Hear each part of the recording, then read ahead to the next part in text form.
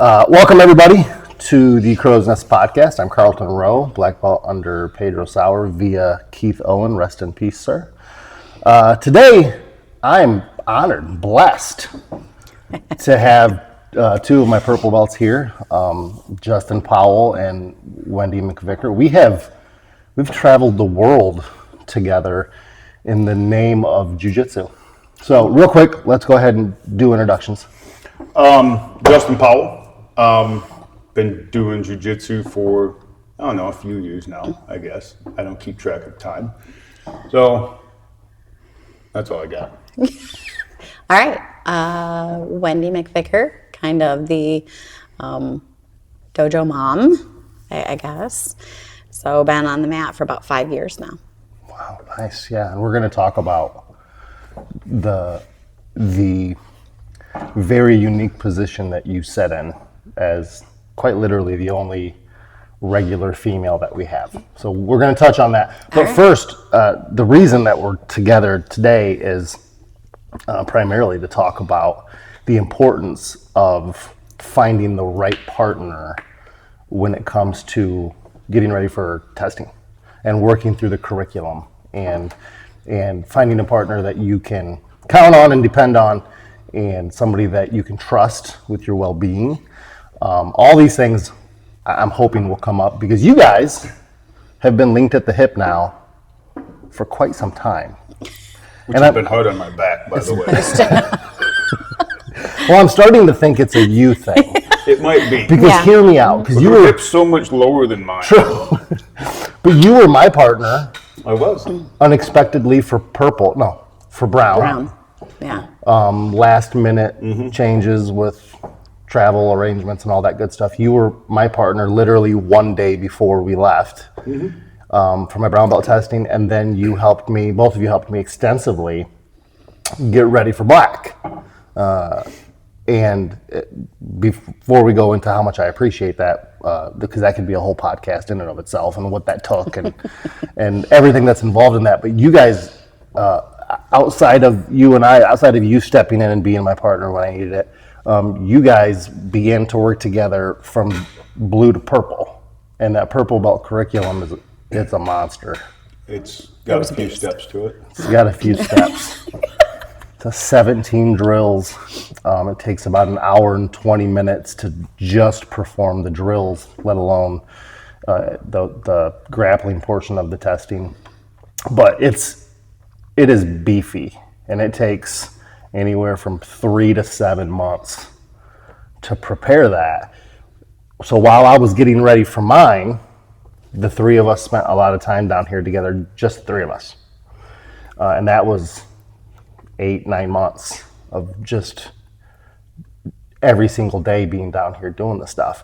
And then as mine came to a head and completed and I was able to get my black belt, then it was your guys' turn to just continue to come and start working on your purple belt stuff. So it's interesting because we have people down here that I don't think truly understand how important it is to find the right person, right? I believe that they just want to grab somebody, go through their stuff. So why don't you give me your guys' opinion on why it's so important to have the right person as your testing partner? Okay, I'll go. Because Justin's always afraid to talk.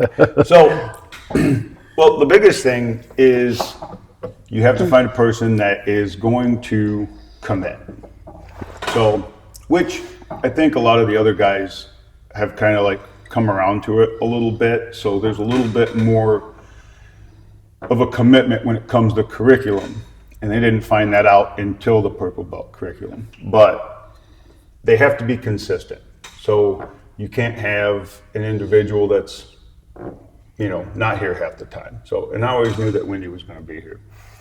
So, and I knew that Wendy wasn't going to do anything to put me in a position to hurt myself because I do enough of that on my own. Okay. So those two things weigh heavy on it because even though like there's a small height difference between me and Wendy. I'm 6 foot, she's 4'10". Wow. And And I'm 5'3", by the way. And sometimes the Legos don't fit, Yeah. but it actually kind of helps out because the Legos aren't always going to fit. So it's nice to get that other perspective from it when you're doing it with somebody who's. Go ahead, Wendy. Yeah, look at He was going to say substantially shorter. Go ahead. Whatever. But I think you also have to have that person's going to have the same passion as you to want to get you where you want to go. If you have that inconsistency, like Justin, that piece is important. But if you don't have that passion to want to make the other person successful, there's some struggles there. Like if you're just coming in half-assed, I'm in here, you ask me, whatever. Having a strong uke, being by your side and knowing how you move, adjusting themselves to make the movements flow and execute really how they should be and make you look good, you kind of end up with a half-ass testing.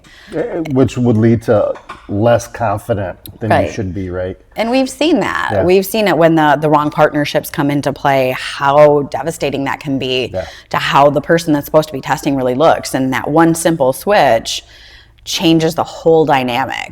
Their confidence level, how everything is executed, how it flows and looks to everybody else when you find that right partnership. And it's funny because you and I did a tremendous amount of this, but I got to witness it with you guys as well. Because the Legos didn't fit, like mine was just because I didn't know the technique, right? Like that's why I had to, it took us time and patience to understand and figure out. We had to bring in Jeff Curran to mentor us to get through that. But for you guys, I had to watch you, I got to watch you debug positions, moves, scenarios, and setups because the Legos didn't fit. So if you don't have somebody that has that same level of patience, like let's figure out why this isn't working. Why does it work for you, but it's not working for me and vice versa? So that was cool for me to get to witness that. And for those that haven't got to prepare for the behemoth that is the purple belt testing, we're telling you now, pick a patient, consistent partner. Somebody that's going to be here day in and day out, not care. And it's funny because you said that it's important to pick somebody that cares about your success.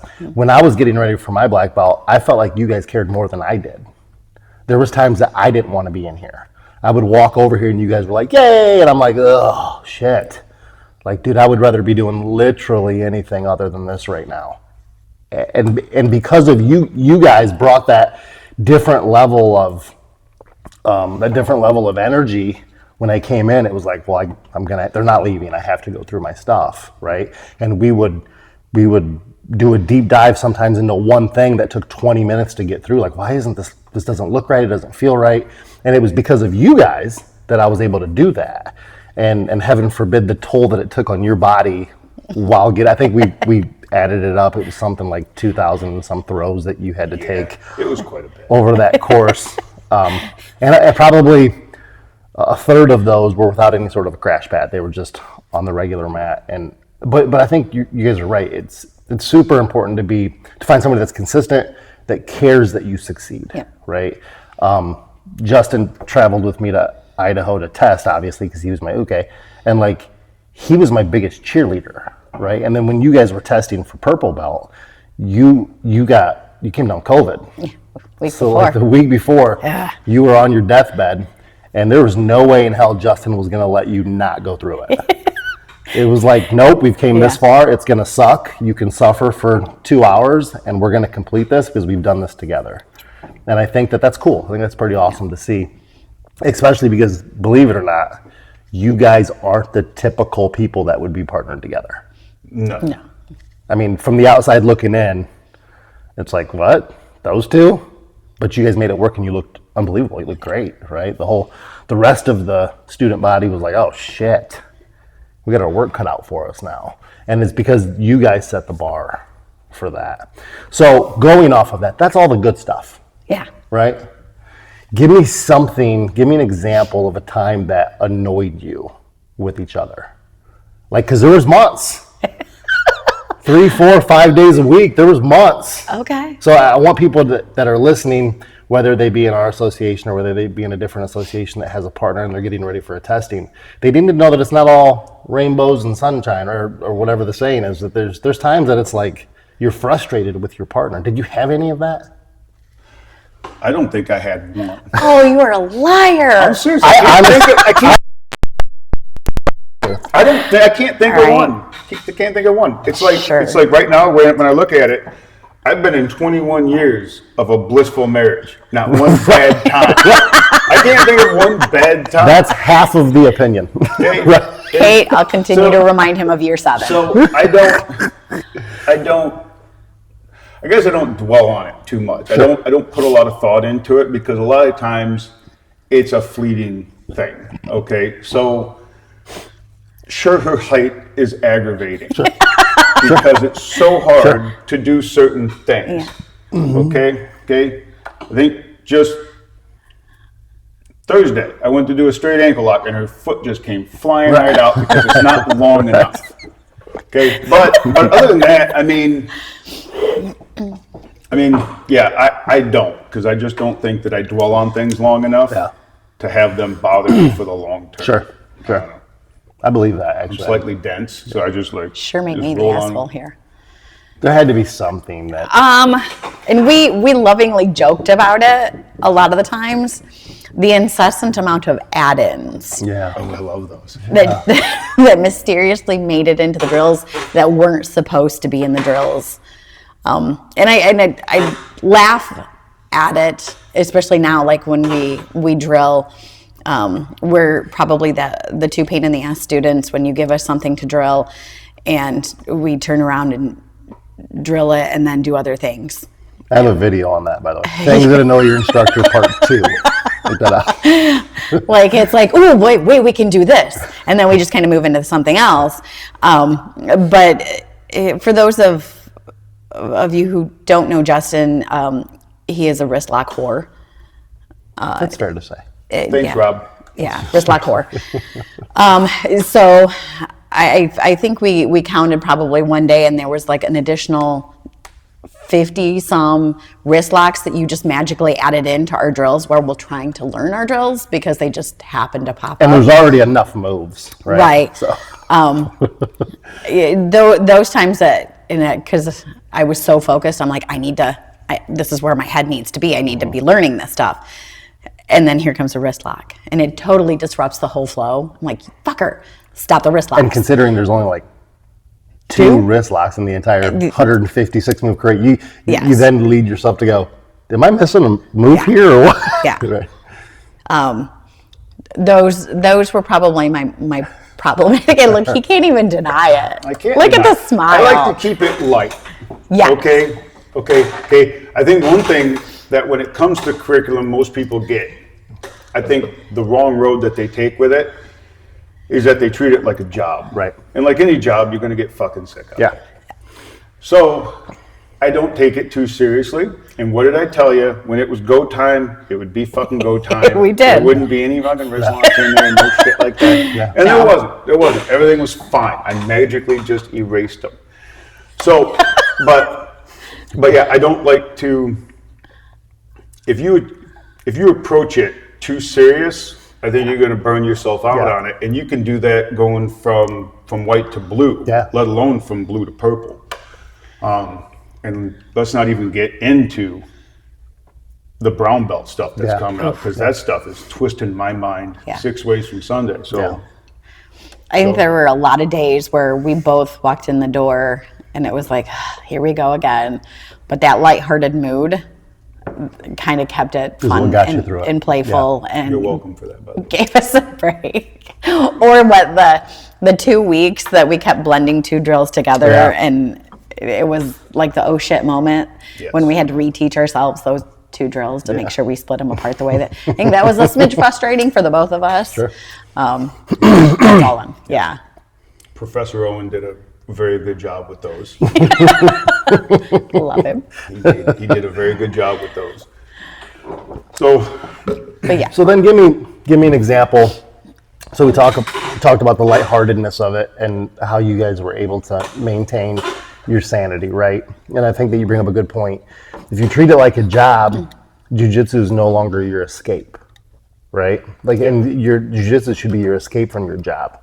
Jiu-jitsu should be your escape from what's going on out there.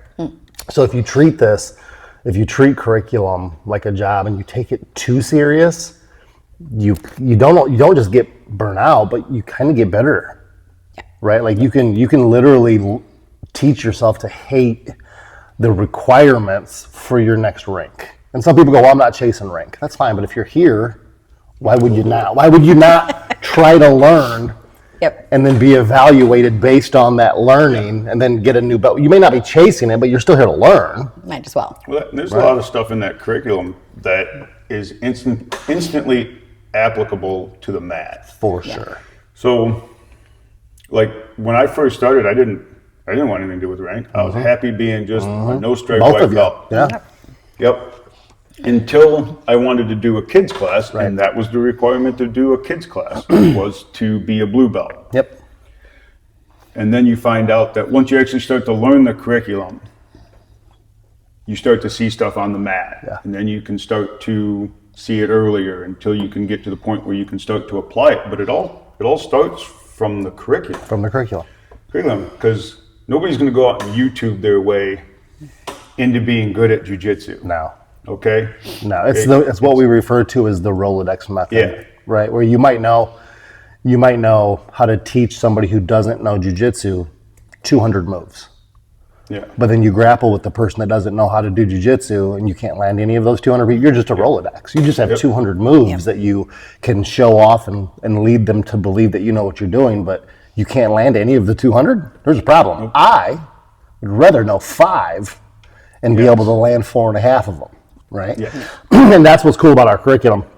And the way that Professor Owen set it up was, especially blue to purple. So white to blue, white to green is very much self-defense. So if you just come down and get your green belt and leave, at least you're better off, right? Green to blue, it's more jiu-jitsu specific. It's not necessarily self-defense, right? It's more like what you're going to run into when people that know jiu-jitsu, if you run into those people. And then blue to purple, man, he opens it up. Yeah. Right? Blue to purple, he throws the world at you. Now, of those 156 moves or whatever it is out of those 17 drills, you're not going to be proficient at 156. And a lot of the stuff is transitioning as well, right? So it's not just like 156 jiu-jitsu moves. It's a lot of transitions, a lot of going from one position to the next, a lot of setting things up and combinations. But when it's said and done, when you get through all 17 drills and you test for your purple belt, if you look at your skill set as a purple belt versus your skill set as a blue belt, it's night and day. It's night. It's not even close. If you look at what you know, there's a lot of times at blue belt, and you guys probably felt this way, there's a lot of times at blue belt that you go, why am I at blue belt? You say that now. Right? Right? But as an instructor, I can go, do you know why you're a purple belt? And I can take you over to those posters. And you may not feel like you're performing or doing purple belt stuff, but I can go, at one time you did. At one time you knew all that shit, right? That's what's cool about our curriculum, is when people when self-doubt starts to creep in, which it always does on everybody at some point at some rank, or at every rank, right? Because we've traveled the world, we see how deep that pool goes, right? We might start to become confident in our abilities, and then we travel and we go, I have no clue what I'm doing right now. I shouldn't even have a gi on. But at some point, I can walk you over to that poster and go, look, I can take you to the white to green, the green to blue, the blue to purple, and go, you know jiu-jitsu, right? You may just be having and this is what's messed up, is we refer to as good days and bad days, hammer and nail. And we go, you might just be having a bad day. That's not how it works in jiu-jitsu. You might be having a bad 3 months. Yeah. It's the whole damn box of nails. It's the whole box of nails, because there's only one hammer and there's like 500 nails, right? So when you become the nail, it's not a 1 day thing or a 1 week thing. It typically lasts a while before you get your bearings straight and you can get back to what you're doing, right? But if you just enjoy the journey as a whole and not care about the hammer and nail days, eventually the nail days get pushed behind you again, and you find a way to become the hammer, even if momentarily. You find a way to, oh, okay, I know what I'm doing again. I got the training wheels back on. Everything's good. Now, you guys, your next step's a big one. Your next step is brown. Oof. So, and our brown belt testing is very unique at Team Rhino. How do you feel just looking at the poster and just looking at some of the examples that we've seen and just looking at it from a high level? How do you feel? Because I can see the anxiety rain over your face right now. How do you feel about the thought? Fucking poster. Yeah. That poster really makes me wish Professor Owen was still around, because I got a lot of questions for him on that. That one fucks with my head a lot. Yeah. Because I have to create it. Right. It's not, and I like structure. Yeah. Okay, I like structured things. That poster made me forget how to do jiu-jitsu for a couple of weeks, because I couldn't get out of my head about it. So I'd get to like certain positions and I'd just freeze, because I spend time thinking about what do I want to put in to that ridiculousness, and it just, but you know, at least I worked my way out of that a little bit. I mean, I still don't know how to do jiu-jitsu, but I mean, I'll still figure it out. But that one's a tough one, because when you sit there and you have conversations with like Professor Owen and Professor Sauer and stuff like that, and they're saying that they're still trying to figure stuff out. What the hell am I supposed to show people when it comes to that stuff? So that, yeah, that one's got me fucked. Yeah. Dude, I haven't even looked at it. Yeah. Which is good. Like, which I know is like, I know you have. It's eating at him. Yeah. Not really, and here's why. Okay. Here's why. Because like when we did all of our other stuff, we were learning the same things at the same time. Yeah. Right. So you do it, I do it. You do it, I do it. Yep. Yada yada yada. And the brown belt stuff is completely different. So we can't fucking do both of that at the same time, because your testing is going to be completely different of my testing. Yep.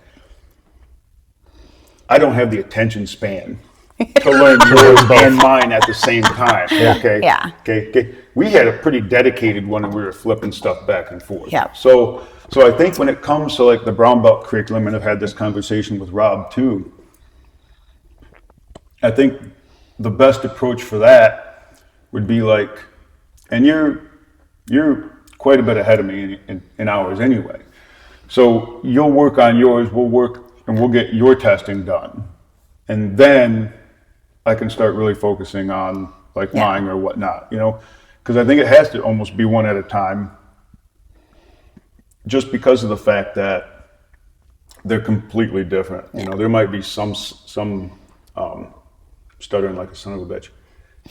Some of the same things in there, but it's not like the other stuff. No. Yeah. This is truly, it was designed to show our jiu-jitsu.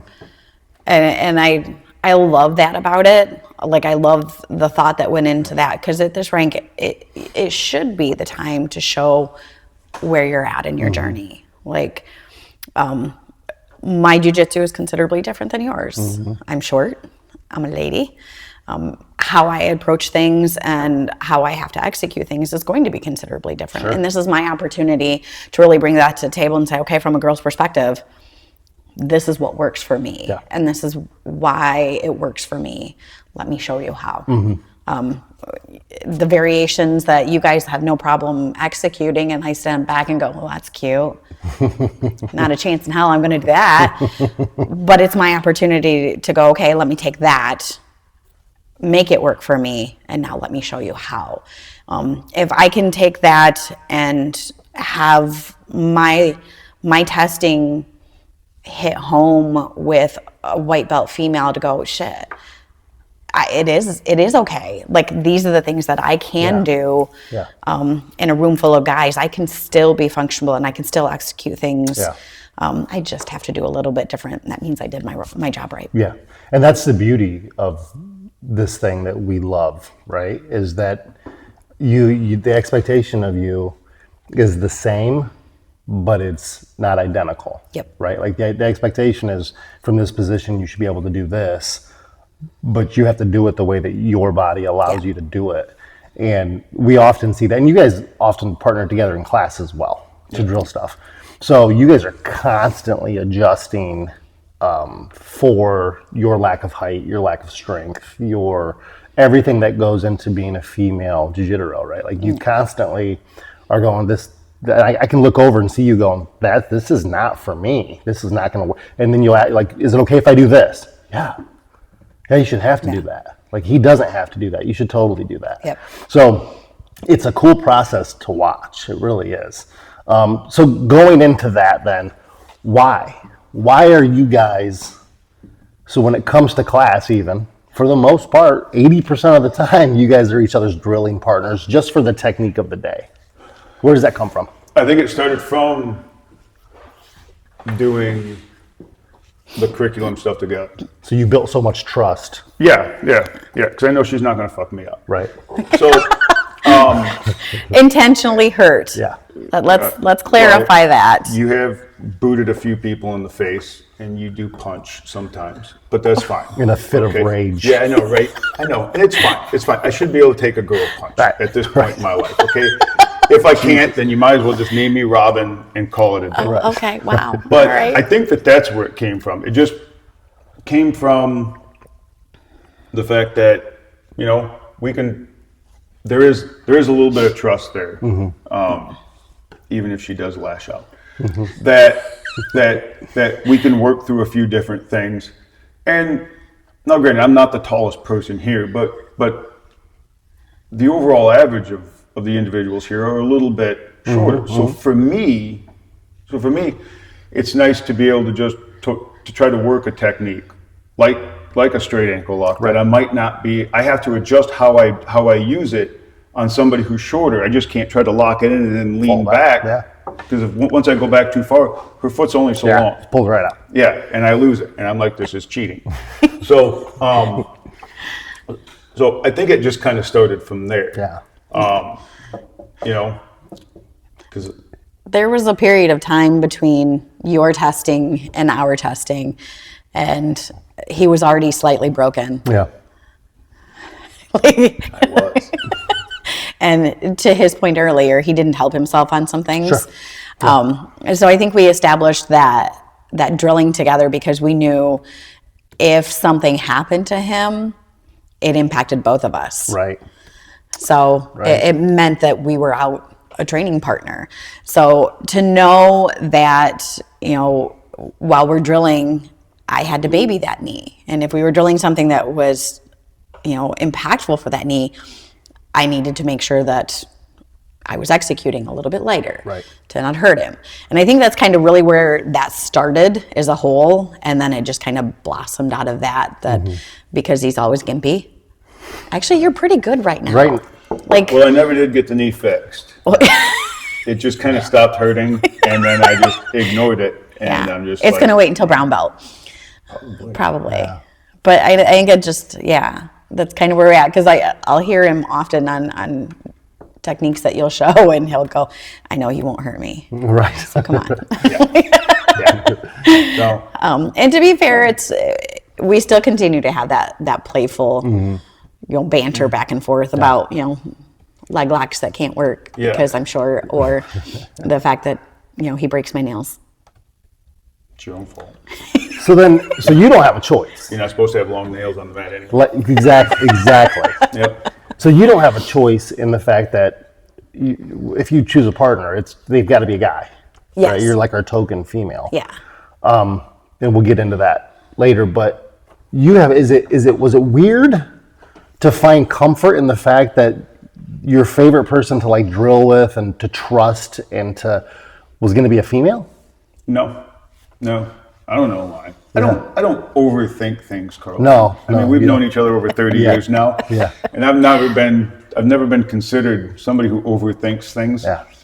I just wade in and see how it works out.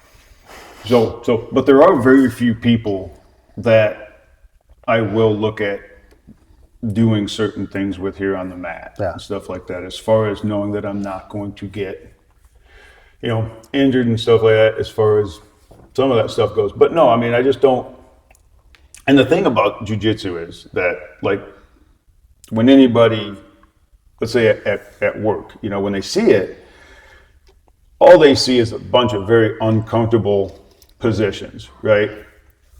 And whatever they're thinking in their head is not what it's like on the mat. Right. No. Okay? It is vastly different on the mat. So being able to pick Wendy as a partner, I really didn't think anything of it. And once we like started going into the curriculum stuff, it really just kind of like leveled all that out, and we didn't have to worry about any of that extra shit. But yeah, it was, yeah, I don't think about things. It was just a happy accident. Yeah, it just happens, you know. And I think it works well because, again, you know, we afford each other the opportunity to kind of experiment a little bit, you know, as we with the wrist locks. His childishness that he brings to the mat, you know, but it allows us to go, okay, to your point, let me try this. Yeah. This didn't work this way. Let me try this, you know, and see do I move my, you know, arm here because I am a girl and, you know, anatomy's different. Yeah. And that's always been really nice with Justin, that, you know, he's been very gracious to allow me to try to do different things, even though I know it chokes the shit out of him a lot of times. Saint. Yeah. Very much so. Saint Powell. Don't see that happening. But so as a female then, so you don't get that from everybody? Not necessarily. I mean, it's, you'll have some that do that. For the most part, unless you've established a really good relationship with people, rolling with a female with some guys it's awkward to them. Yeah. They don't necessarily know or feel comfortable because it's the closeness, and hands go places sometimes that they shouldn't. Sure. And, you know, until that relationship is somewhat formed, it's uncomfortable for them. Yeah. So which makes it then uncomfortable for me. So I think it's important too, because you talked about like people at work and they see jiu-jitsu and just, it's really anybody outside of the jiu-jitsu circle, right? They see it, and what's their first thought? There's two thoughts. That's gay. That's gay. It's gay. Yeah, that's gay. You guys are gay. You're laying on top of each other, and then if there's a male and a female grappling together, they're like, oh, that's sexual. What I think that most people don't understand, if you're listening to this and you've never done jiu-jitsu, understand that, first of all, if you come to jiu-jitsu class and you try jiu-jitsu and it's sexual to you, you should probably quit. Yeah. You should probably never come back. Yeah. Because, excuse me, because I don't know if I've ever had a sexual thought in my head while somebody's trying to break my arm, shoulder, or choke me. No. Like, it's the last thing that goes through my mind because of the subtle, violent nature of it. Yep. Like, even though we're keeping it playful and we're having fun, at the end of the day, if I let something go too far, I can still get hurt. Yep. And I don't know, I mean, maybe that's what people equate it to, right? Like, they're like, well, that's how my sex life is. Well, then you're just into some kinky stuff. But I feel like people, they over-gay it, right? Because of like characters like Craig Jones and when people see positions and like, oh, that's gay. I've never had that gay thought. Like, is this dude trying to take advantage of me? Because typically they're trying to choke me or break an arm or rip my foot off or something along that nature. It's so hard to try to explain that to non-jiu-jitsu people. It is. Because all they see is that closeness and that sweat, and their mind instantly goes someplace bad, and it's like, dude, just try it.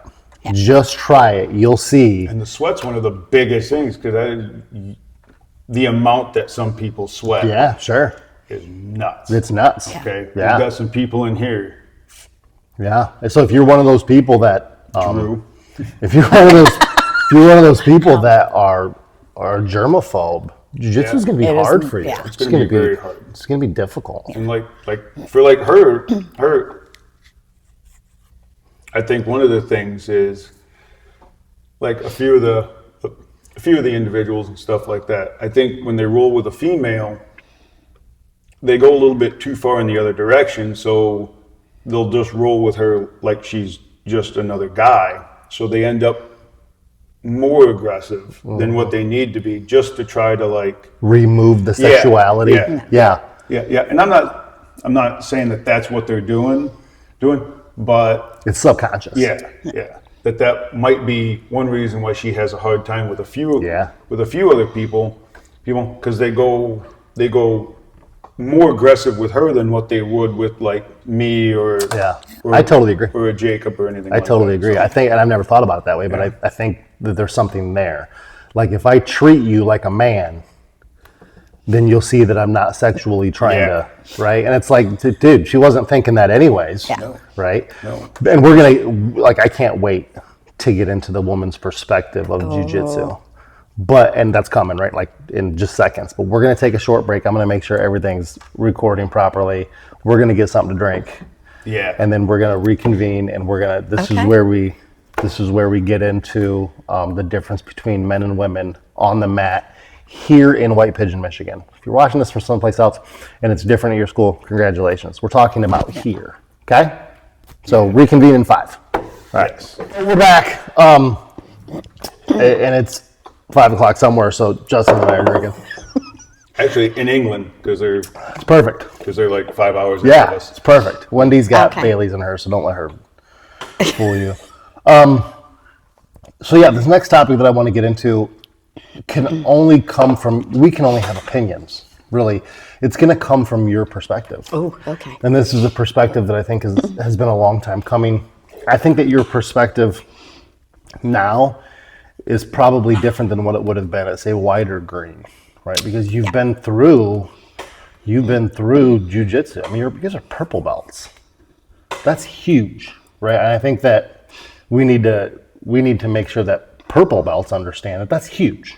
That's purple belt is, I mean, you're right. If you get your purple belt and you don't get to black, shame on you. There's something wrong with you. But, and like Keith Owen always said, if you're going to quit at purple. You guys haven't quit yet. You got a couple stripes. Things are going well. So you're likely not going anywhere. You're going to see this thing through. And that's pretty awesome. That makes me excited. But you are the anomaly down here. Yeah. We've had plenty of women come and go. You started down here to do jiu-jitsu with your son. Yep. That's when we had one of our original kids programs going, and you were like, no, I want to spend time with him on the mat. I want to do this with him. And you made it very clear too that you were not interested in rank. You literally told me that you would never test. Which I think is adorable because now you're a purple belt, right? And a fucking liar. Yeah, and a lie. Yeah. Apparently, you've lied about the whole thing. Intentions change. But as a female that practices jiu-jitsu that has gotten to an advanced rank, let's talk about the struggles that come with it, the frustrations that come with that. Let's talk about the good and the bad. So as a female, tell me one of your favorite things about being one of the only females down here. Sometimes it is being the moral compass or the mom. Yeah. I think at this point, being that female base, it's being able to bring, again, those different perspectives that guys wouldn't think of or don't think of. I enjoy that when, I'm rolling with somebody and I execute something, they're like, what was that? I'm like, well, it's my version of this, because your version I can't do because of T-Rex arms or legs are short. It's being able to bring that different perspective because I am a female. Is it frustrating though that you're the only one that has that perspective? Yeah, I really would like to have other females. Yeah. I get the challenge from, we talked a little bit about what it looks like from the outside. And for me, females, it's an even bigger challenge to get over than it is with guys. Let's be honest. Just bring it to the table. Come on.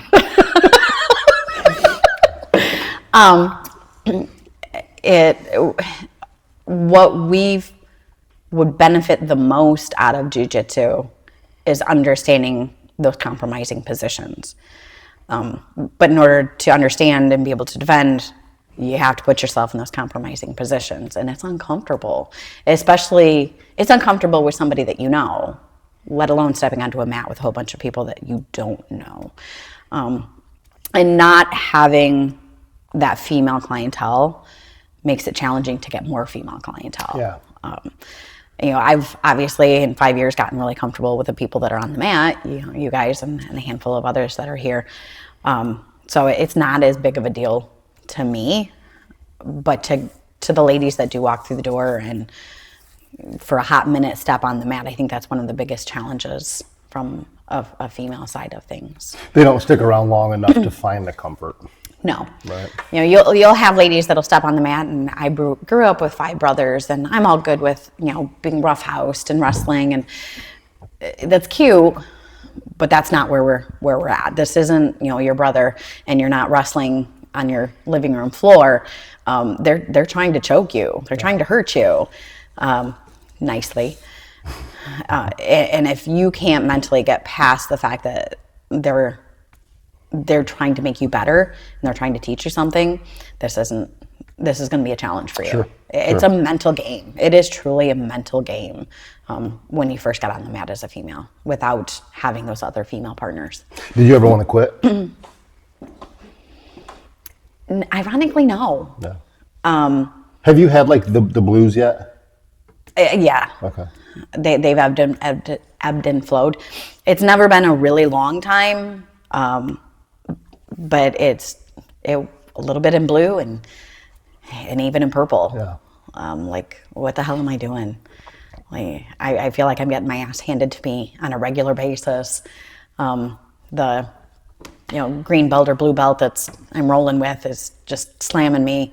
I should be able to handle this. And then I have to remind myself, like, okay, he's 70 pounds bigger than you. They're 20 years younger than you. Remember that you survived, and you shut down every execution that he had, and take that as the win.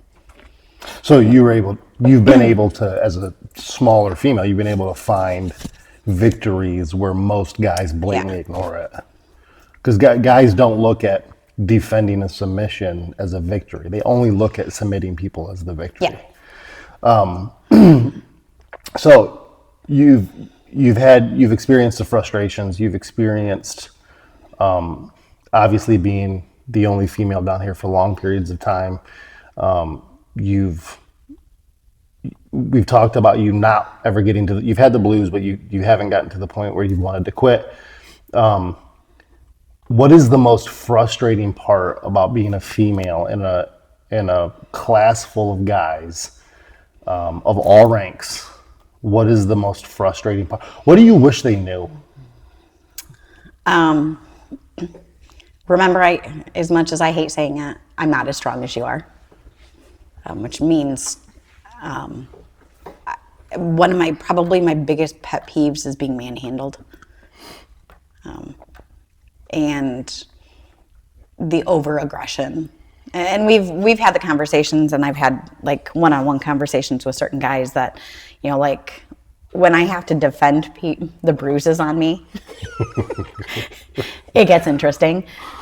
Some, it's just like, whatever. I think when I have to defend bruises that look like abuse, that's come off as domestic bruises. Those stares are tough. Yeah. And just reminding guys that like what I have to bring to the table is considerably different than the rest of the guys. I'm not going to be able to stand toe to toe with you when it comes to strength. And if you're looking for an aggressive role, that's not me. What I have to bring to the table is a unique way to look at things and a different perspective of how to execute a technique that you're probably not going to get with anybody else. Yeah, I can't even tell you how true that is. So very rarely do I get the chance to sit back and watch class. It's typically if I'm here, I'm teaching, I'm rolling, right? But every once in a while, like I'll be starting a timer or something, and I'm the odd guy out. I get to sit back and watch for at least 5 minutes. But for the most part, if there are rolls taking place, I'm rolling, right? And when I get those rarities, when I get to sit back and witness stuff and watch stuff,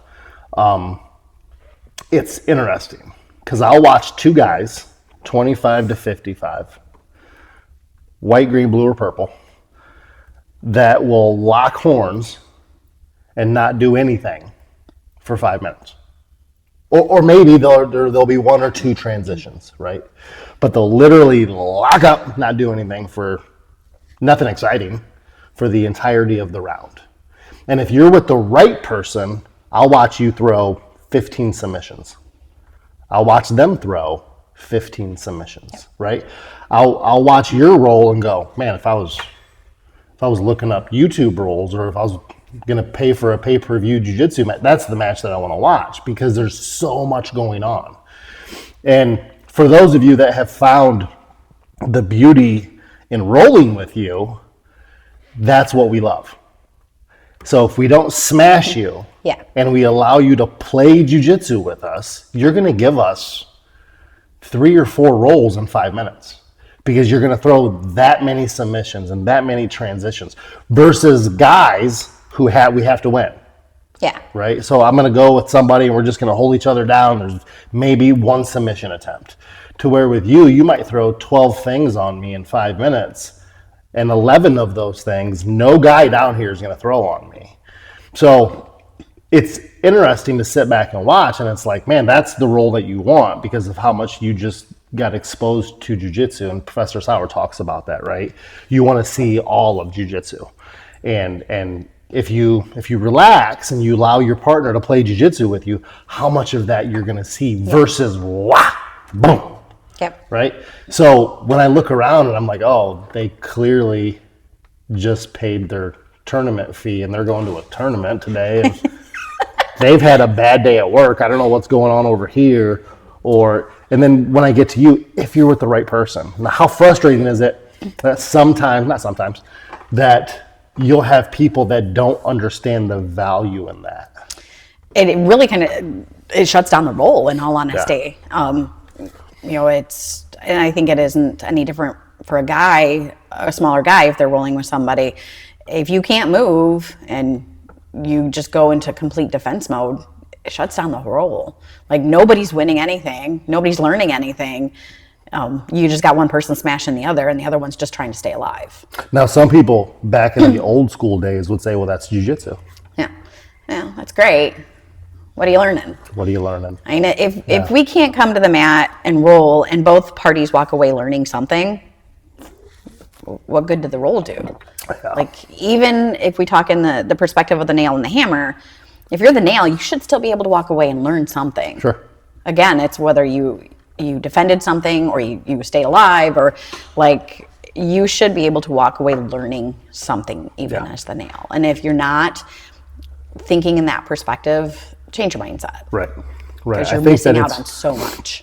So back in the day when I started, it was crush or be crushed. Yeah. Right. Like every single person that I went with, prior to this place being open, every single person I went with, they tried to crush your soul through your sternum all the way out your back. Like, they just tried to kill you, and some would advocate that that's the way that jiu-jitsu is done, and I get that and I understand that at the right time. I don't think it has to be done like that every roll, every class. Yeah. And if it is, that's how you get much smaller classes. You lose friends that way. You lose friends. And honestly, that's how I quit rolling with people. Yeah. Like, if I'm not rolling with somebody, it's because I don't trust you. Yeah. Or at this point, we've not been able to come to that open door term of what I'm bringing to the table for you. Sure. They don't respect it, or they don't, I shouldn't say respect it, because it's not They don't understand it. Yeah, they don't understand it. It's not a matter of disrespect. Yeah. And for the first time ever, I'm thinking about it the way that Justin put it, is that some people may just be aggressive to try to fight any sort of sexual tension. That you're a girl. When you said that, I was literally like, dude, I've never thought of this. No. I've never thought of that. How do you... I didn't either until that point. You know what? So that was off the cuff. That was off the cuff. Dude, it's genius if you think about it. Bam! Look what we brought to the table. Because I can totally see that some dudes would go hard and rough in an attempt to not come off as flirty and sexual. And it makes total sense to me, but I think that it's less likely to happen at higher rank. Because by the time you get to purple belt, you don't come to class to cop a feel. Yeah. Right. That's not, you might come to class because you have intimacy issues and you're not getting any intimacy. So at least here you're like cuddling with people. I know. I get that. Thank you, Rob. So I get that. But from a sexual standpoint, like I think, dude, you might be onto something. I think that maybe that the dudes that go rough are just like, hey, I'm going rough because I'm just going to treat you like everybody else. And there's a distinct difference between, and it's not a bad difference. I enjoy the difference. There's a distinct difference between a purple belt female and a purple belt male. And that purple belt male, there's a distinct difference because that purple belt male oftentimes, they have to defend themselves against white and blue belt males, right? And so when they face a purple belt female, you're just a purple belt, right? That's how they're looking at you. They're not looking at you like a female. They're looking at you at like a purple belt. You're a higher rank. You're a higher rank. I'm not going to give you the chance to do shit to me. Yeah. And you have the people down here that are like, I don't care if Wendy taps me 10 times. Yeah. I don't care. And honestly, that's how all of your roles should be at any rank. Yeah. Tap 10,000 times. It doesn't matter. But for some reason, when it comes to a female, I'm not going to let her tap me. She's a purple belt, and I'm not going to let her tap me. No one wants to have their ass handed to them by a girl. Yeah, yeah. Not realizing that, like we talked about before, that if you do 5, 6, 7 submission attempts, that's 5, 6, 7, 8 times in that role that they've got to defend a submission, versus one submission defense, right? Because they're too busy competing. Because if they would pay attention to the things that, like Wendy does, because of her stature. Yep. Not that you're this tall, but like some of the things that she throws are the same things that like Rob throws. Right. So if you pay attention to it, if Wendy will allow you the chance to like defend things and stuff like that, it's the same things. You can transition that into like when I roll with Rob. And because of that, I'll see certain things coming from Rob, and I'm able to defend them a little bit sooner than what I normally would if I was going with anybody else, because nobody else does it. Right. Nobody else does it other than Wendy Yep. and Rob. Yep. So if they can piece and parcel everything out when they're rolling with these other people, and when they're rolling with Wendy, there's aspects of that you can transition into your other roles. Yeah. But it all sucks. Yeah. Nobody likes a foot under their chin. And I think there's evolutions even as I start rolling with somebody new. How I start that role or that relationship of rolling isn't the same as if 4 months later. Right. Because I'm still very defensive, because I'm just making sure that I'm not going to get hurt, and that we're in that still playful mood. There's a lot of times if I'm starting out rolling with guys, I'll tell them like our goals are not the same. Right. My goal is to be able to walk away and survive, and it ultimately be a pain in the ass. Right. I'm probably not going to be able to execute a lot of techniques because you don't understand, and I don't feel safe executing them quite yet. So my goal is to just survive and be problematic to you. Yeah. Until we get to that later point where we have that relationship and I can trust you a little bit more. And if you think about jiu-jitsu as a self-defense method, if you think about it from high enough up, that's exactly what you're training to do, right? Survive and be problematic. Yeah. What did we learn in Brazil? What did Professor Sauer and Professor Owen go over? Professor Sauer, he went over the fact that your first thing you should learn how to do is survive. Be a survival master. Yep. Be a survival It's master. the first thing you should. And then right you should after perfect. that, Professor Owen was just like, I'm getting as a close. fourth degree black belt. He's just like, I think I might almost be a survival master. I'm getting close, and we laughed. Yeah, I'm getting close. And he's like, no, I'm serious. Like I'm getting close to being able Yeah. to think that I'm a survival master. And it's like, you're a 4th degree black belt. But that shows you how he views it, because and what he has seen, you know, how deep that pool goes. So you're if you think about jiu-jitsu from a self-defense aspect, you don't have to be down here submitting all the guys. No. Your whole goal Survive. is to survive. Survive, come out uninjured, and to be confident and comfortable in the fact that that roll went in the way that you allowed it to go. That's the goal. Is from a female. We have different goals. Yeah. We're just gonna kill each other, and if we can't, we'll wrist lock you. Yeah. Right. Yeah. Like. Yeah. I've gone into entire roles based off of just, okay, I know they're going to be the aggressor. My entire goal is to retain guard. Yep. You know, work on my, and I've done it. And if I don't throw a single submission outside of a wrist lock, because I will always try to throw one. It helps with guard retention. To me, I can leave and I can be like, all right. Well, there's a positive Sure. out of that one. You know, I didn't do anything other than just, but. And I feel like you can't do that as a blue belt. I feel like as a blue belt, you can't appreciate the fact that you're just surviving. I think it's because they're fighting off, quitting. Yeah, right. Right. It's because they're fighting They're off. just getting Blue belt demons. Yeah. Yeah, they're just happy enough they actually got off the couch and came. They're trying or not to showed be a up. statistic. Yeah. You know? They're like, I don't want to be the blue belt statistic, but I don't Yeah. see myself making it to purple. Yeah. So yeah, blue, I think your priorities are a little different. At purple, are. you're able to finally take a breath. Yeah. Let's refine what we have. Let's begin to sharpen the blade. Let's find the victories in the small things. And I think that's huge. I've been fighting some shoulder soreness, some shoulder pain. Not both, but I feel it in both, but one really bad in my left shoulder. And I've been finding an extreme amount of joy when I can get through a roll and have completely protected that shoulder, right? Mm-hmm. Or I'll do something stupid, I won't make fun of you. This is not to make fun of you, it's to make fun of me.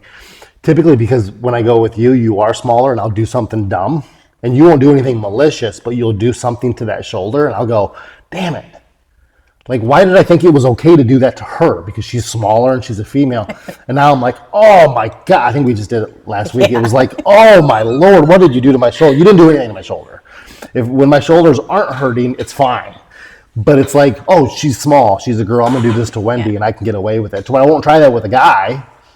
And then you're the one that ends up hurting me. And it's not you hurting me. It's me being hurt, me being dumb. So for the last several weeks, I've been grappling with the primary focus on just keeping the shoulder out of the game, right? So I'm essentially grappling with one arm, which it's fun to try to do, but then if you have two healthy arms, two healthy shoulders, when you try to do it and you get in trouble, the other arm comes in. My other arm can't come in right now. My shoulder hurts bad. It hurts right now. So when I'm getting through rolls and I'm like, oh, that shoulder's still good. Like I'm able to find such an immense amount of joy in the fact that I was able to protect it. It's so dumb.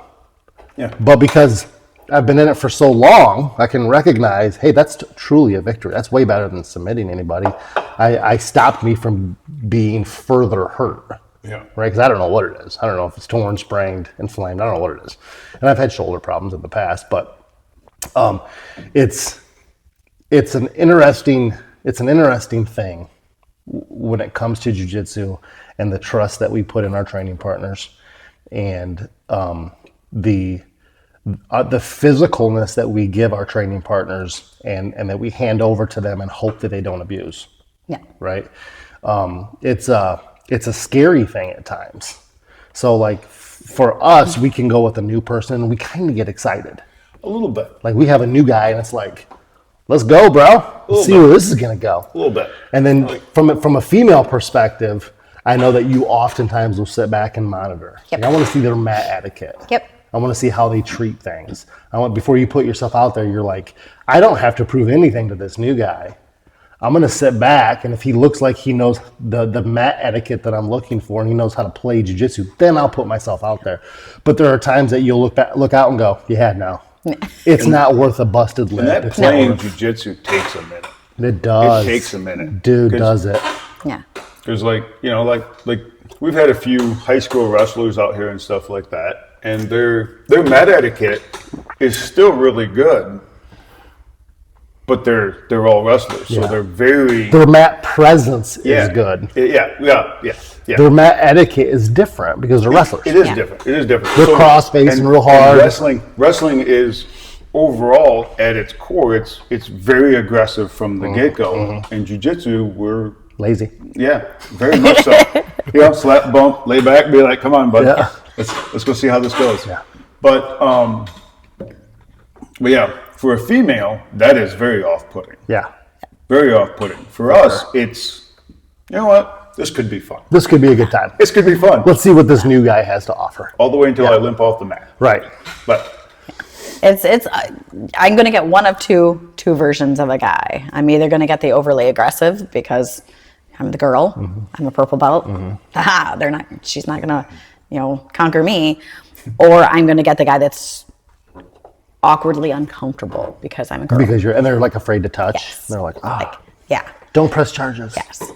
Yeah. You've probably gotten that a lot. Yeah. Yeah. yep, nobody wants to be Me Too. Yeah. The Me Too, don't cancel us. I can't be canceled. Okay, I'm going to run to the restroom real quick. I'm going to turn that off so you guys can't hear me in there.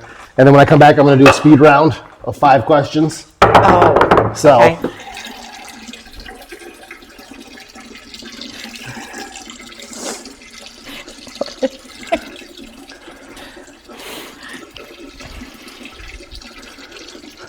he said I could turn it back on. So, Oh my God. okay, so it's been good so far, right? We've covered a lot of stuff. Now I'm going to pick your guys' brains. A lot of these answers I already know, but I do enjoy getting you guys to, this is the way you can tell everybody. Okay, so, gi or no gi? Preference with a gi. Dude, you guys are slimy when there's no gi. Yeah. There's nothing to grab, and it's just gross. Gi or no gi? Gi. I'm a traditionalist. Yeah, mine isn't even close. I'm like 97% gi with a 3% urge for no gi, and then I do it and go, gi. Yeah. Yep. It's not even, Yep. which is so funny because I hated the gi. I know. And I can understand the benefit of no gi. Sure. I get it. Yeah. I understand it. But the gi's nice. The gi's so nice. I like it. Everything that we just talked about, the frustrating parts of jiu-jitsu, typically come in no gi. The out of control spazzes come in no gi because we can't slow them down to hold them, right? And if you slow somebody down, they can learn faster because they can understand what you've done to them rather than just slapping on a Kimura and them not having a clue where it came from. In the gi, it's slow enough to where they go, all right, how did you know to do? I know what you did. How did you know to do that? In no gi, it's like, what did you do? Why does my shoulder hurt? Right?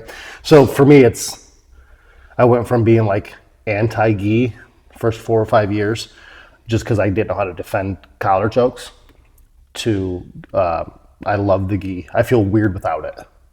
That's not good. It's not good. It should be 50-50, and it'll never be 50-50. No, it's not even close. What is your favorite gi? The one I'm wearing.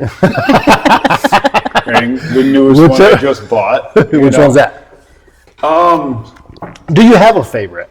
Right now. How many gis do you have? 7. Okay. 7, I think. Okay. I think. And I, unlike a few of you guys, I like a thicker, heavier gi Sure. than the newer lightweight ones. Yeah. So as nice as the Origins are, I don't know. I really like my War Tribes and my Hayabusas because they're a little bit thicker, they're a little bit heavier. Okay. So I like the feel of them, Okay. but that's just all personal preference. Okay. Favorite gi? Probably the gold BJJ. ones that I have. Unlike Justin, I don't want to wear a wool blanket. I do. Berber. Yeah, I don't. I get hot. I need to be able to move and breathe. And from a female perspective, I'm not cut like a guy. Okay. I'm not square. So when I find a gi that fits well, that's where I stick. Okay. So From a spectating standpoint, jiu-jitsu competitions or instructionals? what do you mean? If you're going to watch one of the two. Competition. Okay. I'm too impatient for the instruction. Well, I guess, let me define. If they don't spend 30 minutes explaining things, if they're navigating through it, it's quick videos, and they're quick to the point, Yep. hands down. Okay. Yeah, but I can't stand we're going to take 30 minutes to explain how to do a Kimura because my attention span isn't that long. Gotcha. Well, hers isn't that long.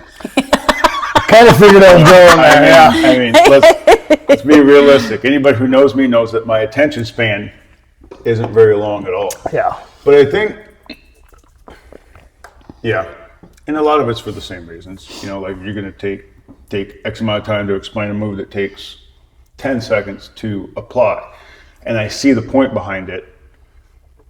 But just from an attention standpoint, and because we're in the age we are today, I think everybody tends to lean more towards the competition aspect of it. Sure. You know, like ADCC. We'll watch ADCC and All Craig day. Jones Yeah. all day long because it's Yeah. super. It's fast paced. It's good. It's good. Or the IBJJ. Yeah, that one. Yep. Yeah. Because then from there we can turn around and go, Yeah. what was that? Right. And What did try they to just do? dissect and Yeah. do our own breakdowns. Yeah. 5 years ago or today? As far as what?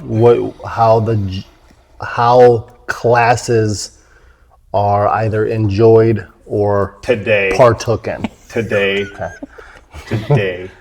Your stuff 5 years ago. Well, 5 years ago, because you got under Professor Owen in 07. 2014. Oh, okay. We opened- Yeah. Yep. Yeah. You opened at 07. Yep. 14 is where you first started at. But definitely today. I think, well, we tried to drive it in, everything that Professor Sauer talks about. And I think a lot of it's starting to take hold. So it's usually an easier night rolling wise and so that because nobody's trying to win one of the trophies on the wall. Yeah. So Okay.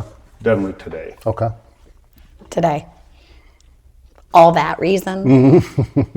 Because he said it beautifully. Copycat. Yeah.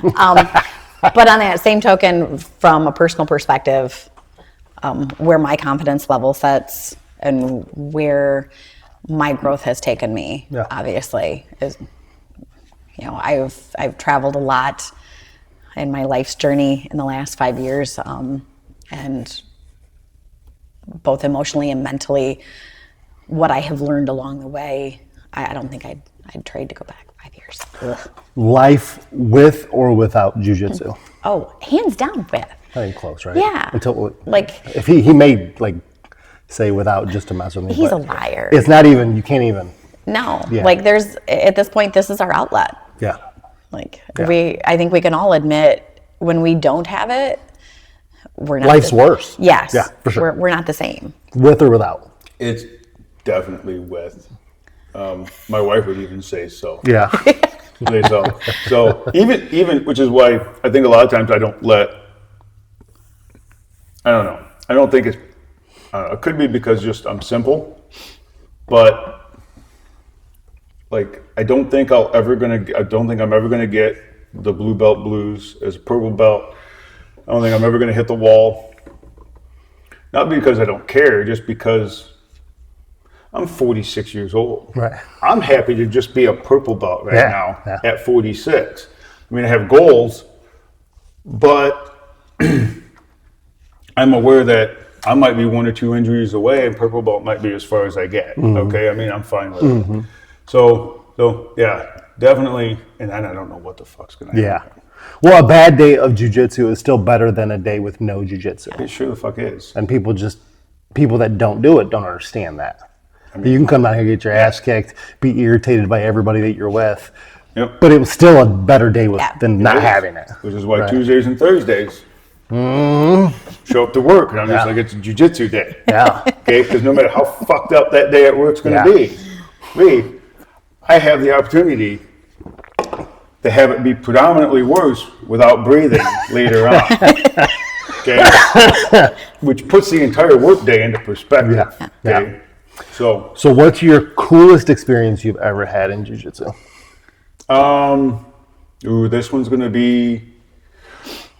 this one's double-sided. Because going to Brazil for Pedro Sauer's camp was definitely the best and the worst Yep. 2 moments that I've ever had in jiu-jitsu. Yep. And we all know why. Yep. But that was because not only do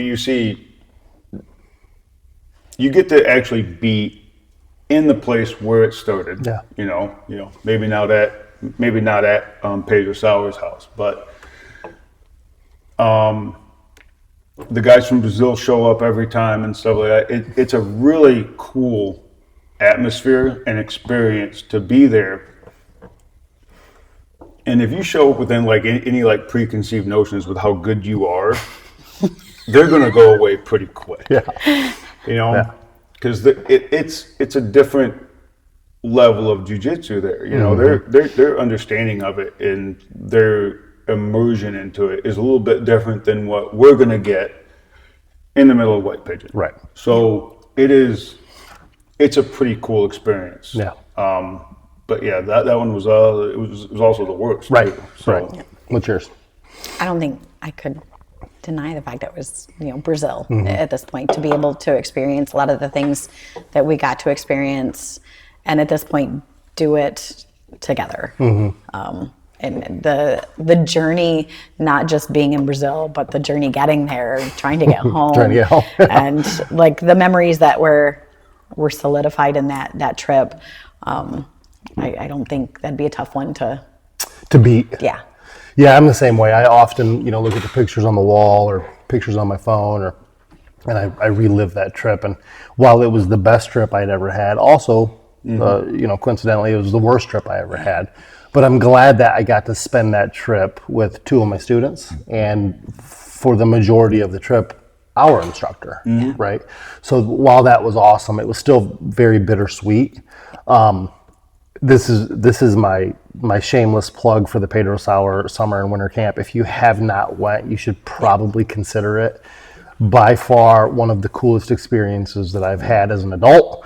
You get to go to Rio, and you get to see Christ the Redeemer, and you get to go to the beaches and steakhouses and do jiu-jitsu 3 times a day, and I don't know if we can beat that. We've done some cool stuff together. Yeah. I don't know if we can beat that. The coral belts that walk through the door. Oh my God, just randomly? Yes.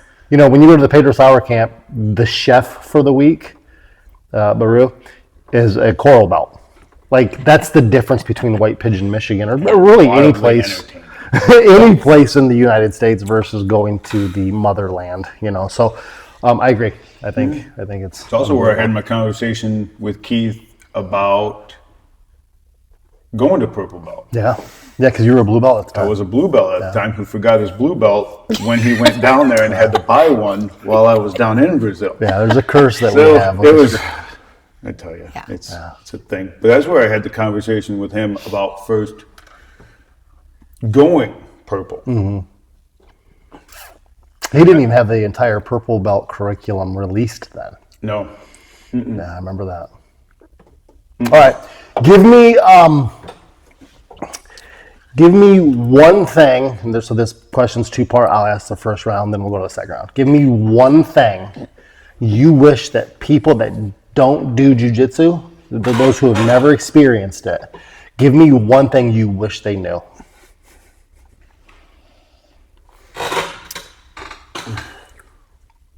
I think, you. Nope, go for it. All right. I'm going to copy you this time. Oh, deal. I probably how much it helps you put your life in perspective. How your roughest day can be, rough as hell, but you can walk down onto the mat and go, I could have been out there, somebody trying to kill me. Yeah. And if they did, I feel comfortable now knowing that I could handle myself, Yeah. or at least defend it and be in a much better place than where I was. Without it, yeah, for sure. Yeah, like it's somewhat the same, but not the same. Just so they can learn to get out of their fucking heads. Yeah. Right? Every day, especially, well, not especially, but because Abbott's pretty fucking easy to work at. Let's not get it wrong. But I think Jiu Jitsu does. It puts a lot of things into perspective to where whatever the fuck you think you're struggling with outside, it gives you a few tools to where you can just not fucking stress out about things. And I'm not even sure how to explain it because I don't know a lot of words, but yeah, and I think it was like when you read like Hickson's book and stuff like that, and it's just like you can see a guy having road rage and you're just like, this ain't that bad. Right. It's something along those lines to where it puts a lot of things into perspective to where it gets a little bit easier to deal with the bullshit outside of the mats. Mm-hmm. So I wish people could just wrap their fucking heads around that and not just be like, ooh, S-mount looks like it sucks. Yeah. Well, it does suck, but it sucks so good. This sucks so good. I mean, It does. I'm not even sure how else to say it, Yeah. but it does. It does suck. But man, it's fucking spectacular. Yeah, I think the majority of the world, specifically men,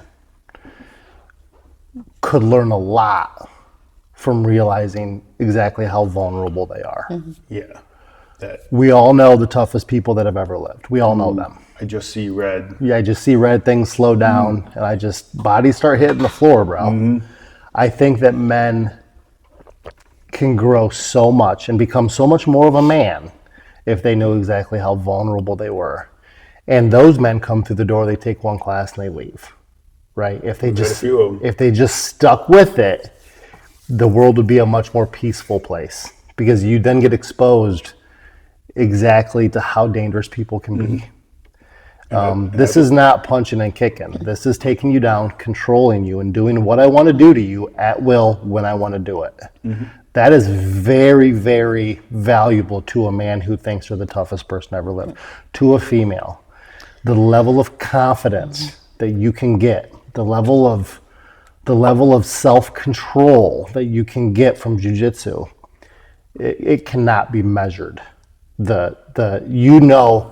Jiu-jitsu is the only martial art where you get to practice it at full speed. And you get to practice it from the worst case scenario. I'm not telling you to stand here in front of a guy and punch him in the face and karate chop him. I'm telling you this guy's going to be on top of you. He's going to be heavier, bigger, stronger. And he's going to have bad intentions. And you need to work with being comfortable with that, getting out of it, surviving, and escaping. So from a female perspective, I think that it's so important that you have that confidence walking around, especially if you're a mom. Yep.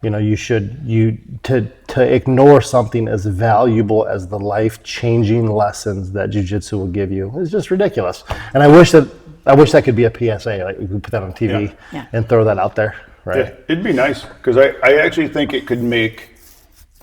I'm not saying that it helps me keep everything in control because there are times I get. Sure. I'll lose my shit every once in a while. But it does make me think about it. Like once I lose my shit, I do think back on it, and I try to put things into perspective, sure. Even if it is sometimes after the fact. But I don't know. Maybe I'm just biased on the whole thing. But I think everybody should fucking do it. Yeah. I agree. But it's something cool about everybody not doing it. It is, Right. because they fucking miss out. Right. And it's fucking stupid. Give me one thing that you wish, and this will be your last question. Okay. Give me one thing that you wish your training partners understood about jiu-jitsu or about you. Holy fuck. I don't even know what there is, because I talk a lot. I talk a lot of shit all the time. All the time. And I guess the one thing is like, if they see it a certain way, I want them to understand that it's all for fun. Because I talk a lot of shit all the time. Even if I'm injured and I'm on the side of the mat, I talk more shit when I'm not on the mat than what I do when I'm on the mat. You do. Matt, so I just hope that everybody understands that it's all for fun. It's all in jest. It's all to lighten the mood. Make it fun. It needs to be a fun atmosphere, because some of the things about jiu-jitsu are not fun. Right. There are aspects of jiu-jitsu that are not fun. Mainly the parts that make you tap and say, I quit.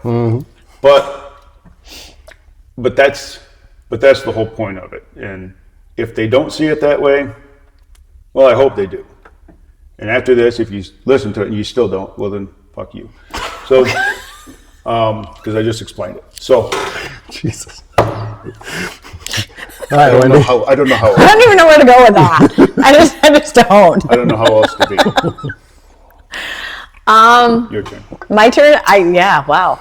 I guess from the perspective of me being the female, know that I have something to bring to the mat to teach you, and if we have a lot of guys that are stepping back and going, I really wish I could get my girlfriend or my wife or my daughter onto the mat to experience this.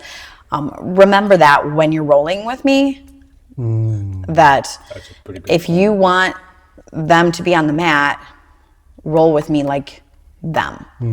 Is this how you would roll with your daughter? Is this how you would roll with your girlfriend? If you want them here, show them that you want them here. Yeah. Because if they come in to watch, they're watching you and how you're executing things with another female. Like, that's deep. Fucking hell, that's a pretty good point. I didn't see that comment. That was good. I didn't. Every once in a while they sneak out. I just told everybody to fuck off. Yeah. Right. Do you see the difference between male and female? I know. That was, wow. That's why there's only two genders. Yeah. Oh, dude, you get canceled. Oh my God. Justin Powell. Good luck trying that. Canceled. I'm not adding anything to cancel. All right. Do you guys have anything else? Anything that we didn't cover that you thought we would? Honestly, really, no, because I didn't come in here thinking anything. You had no expectations? I had zero. Okay. I just came in here, I was just like, we're just going to see how it goes. We talked about everything being off the cuff, and Yeah. You guys have fun?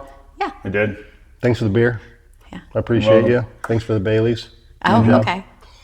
It goes good in the beer. It was good in the beer. Ew. Yuckiness. It's Saturday. Let's go finish our weekend off and have a good weekend. I appreciate you guys.